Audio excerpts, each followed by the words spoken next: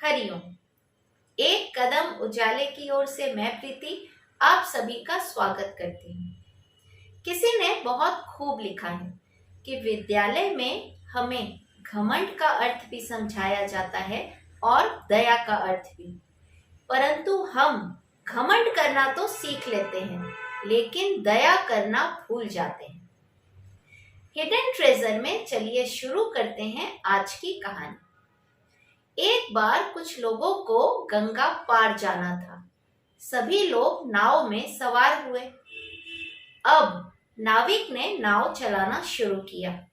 उसी नाव में मनमोहन जी नामक एक व्यक्ति, जो कि काफी पढ़े लिखे थे, वो नाविक के बिल्कुल बगल में बैठे थे।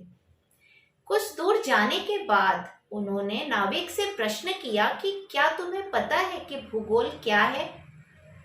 नाविक भोला भाला था और पढ़ा लिखा भी नहीं था। उसने कहा कि नहीं, मुझे नहीं पता कि भूगोल क्या है। अब मनमोहन जी को अभिमान आया और उन्होंने बोला, अच्छा तुमको नहीं पता कि भूगोल क्या है? तब तो समझो तुम्हारी पाव भर जिंदगी पानी में गई। अब मनमोहन जी ने दूसरा प्रश्न किया कि अच्छा बताओ, इतिहास के बारे में सुना है?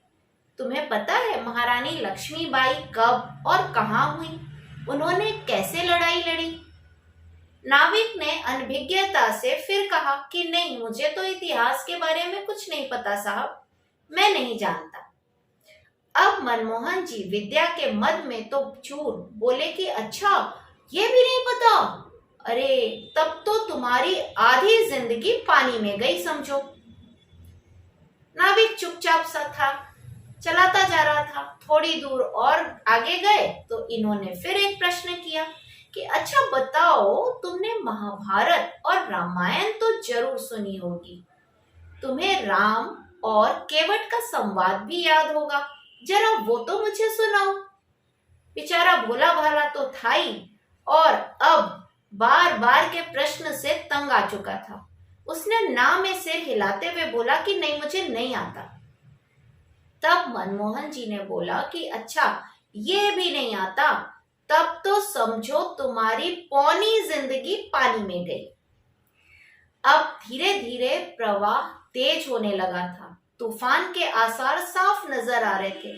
तभी नाविक ने सभी को तूफान की चेतावनी दी और उसने मनमोहन जी से पूछा कि अभी तो तूफान आने वाला है और मुझे ऐसा लगता है कि नाव डूब सकती है। अच्छा ये बताइए कि आपको तैरना वैरना तो आता है?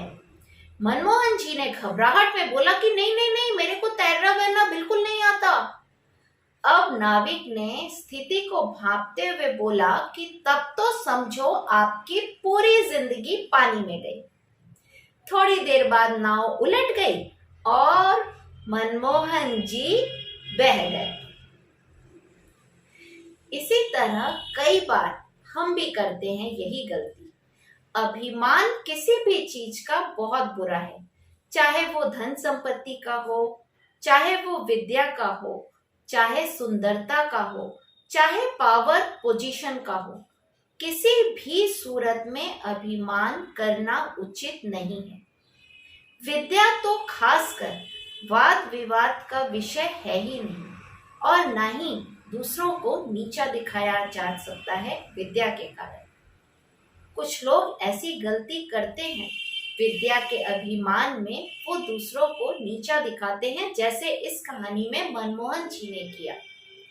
शास्त्रों का ज्ञान समस्याओं के समाधान के लिए होना चाहिए, ना कि शस्त्र बनाकर हिंसा करने के लिए। और कहा भी गया है कि जो पेड़ फलों से लदे होते हैं उनकी डालियां झुक जाया करती हैं। जिस तरह किसी सज्जन व्यक्ति के पास अगर धन संपत्ति हो तो उसमें शालीनता आनी चाहिए, उसी प्रकार जिसके पास विद्या धन हो, ज्ञान हो, उसमें विनय होना चाहिए, विनय भाव होना चाहिए। कहा भी गया है कि विद्या उसी के पास शोभा देती है जो विनयी हो। संस्कृत में कहावत है, विद्या विनयेन शोभते। इसीलिए किसी भी सूरत में किसी भी चीज का अभिमान हमें नहीं करना है, ये बात हमें हमेशा याद रखनी चाहिए। और अपने किसी भी आचरण से किसी को नीचा दिखाना, ये तो हरगिज ना करें। ऐसा करना ना ही सिर्फ गलत है, बल्कि हमारी संपदा का, हमारी धन का, हमारी विद्या का, हमारी खूबसूरती का, जो हमें ईश्वर ने प्रदान की है, उसका भी अपमान है। अगली बार एक नई कहानी के साथ फिर मिलूंगी, हर मंगलवार और शनिवार सुबह 8 बजे। आज आप सबसे लेती हूँ विदा। हरिओम।